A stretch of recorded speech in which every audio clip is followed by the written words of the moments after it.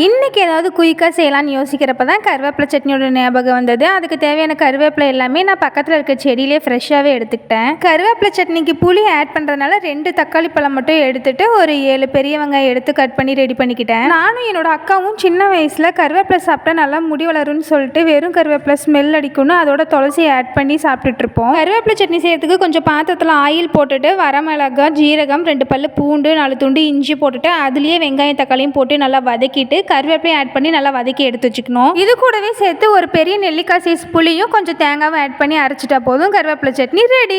குழந்தைங்களுக்கு இன்னைக்கு என்ன ஸ்நாக்ஸ் ரெடி பண்ணலான்னு நான் யோசிக்கவே தேவையில்லை. ஏன்னா நேற்று என்னோட மதர் இன் லா ஊர்லேருந்து வந்திருந்தாங்க. அவங்க வரும்போது நிறைய ஃப்ரூட்ஸ் வாங்கிட்டு வந்திருந்தாங்க. அதிலிருந்து ஒரு மாதுளம்பழம் மட்டும் எடுத்து உளிச்சு தம்பிக்கும் பாப்பாக்கும் ஸ்நாக்ஸ் பாக்ஸ் ரெடி பண்ணி கொடுத்துட்டேன். லஞ்ச் பாக்ஸ்க்கு ஒயிட் ரைஸும் கருவேப்பிலை சட்னியுமே போட்டு நல்லா மிக்ஸ் பண்ணிவிட்டு கருவேப்பிலை சாதம்னு ரெடி பண்ணி கொடுத்துட்டேன். தம்பி பாப்பாவும் பார்க்க க்ரீனாக சூப்பராக இருக்குது. இன்றைக்கி ஃபுல்லாக ஃபினிஷ் பண்ணிடுவேன்னு சொல்லியிருக்காங்க. ஃபினிஷ் பண்ணிட்டாங்கன்னா ஹாப்பி.